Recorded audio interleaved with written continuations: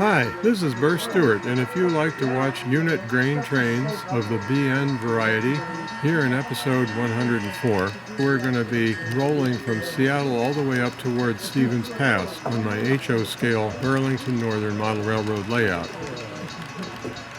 You can see it rolling through downtown Seattle at a pretty fast clip. And now we're watching it north of there along Carkeek Park as it moves northward along the shore from Seattle towards Everett before it can head east towards Chicago, Minneapolis, you name it, Omaha.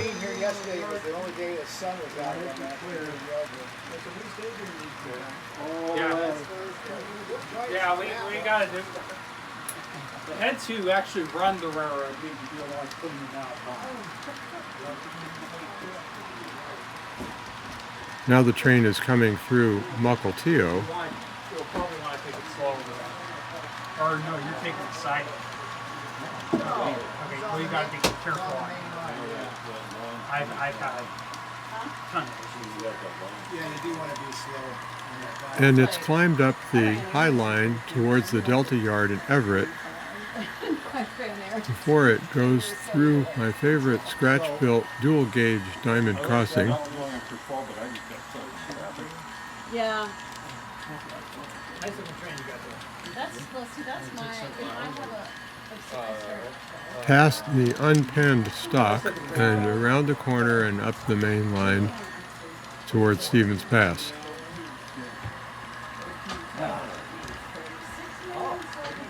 I know that a lot of you enjoy watching unit grain trains because my earliest video about a grain train has had many, many views.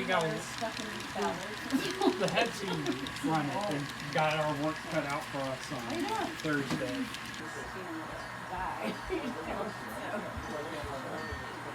A few minutes later, we're coming across a steel trestle and heading up along a knife ridge on the peninsula of my layout.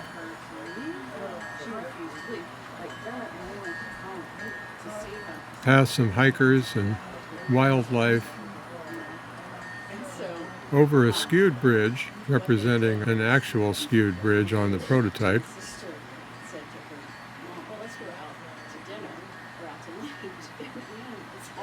And climbing its way up what's probably an average 1.8 or 2% grade.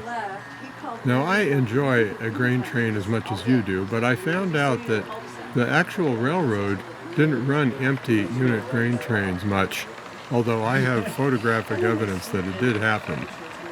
What they tended to do is once they unloaded the grain, they would just send the empty cars back in regular freight trains, at least in the early 1970s, which is what we're modeling. But this is a model railroad, so reality model railroading is we run unit grain trains both directions, because otherwise we have a lot of extra switching. And Lord knows we have enough switching on this layout. We don't need extra switching.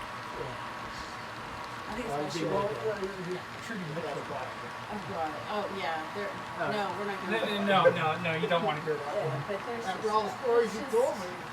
Now the helicopter I'm riding in has raised up to a higher elevation, so you can get the lay of the land here. And if you look carefully, you can see the head end coming around the index loop in the distance there. And we'll get a beautiful shot of the head and the tail end on that index loop.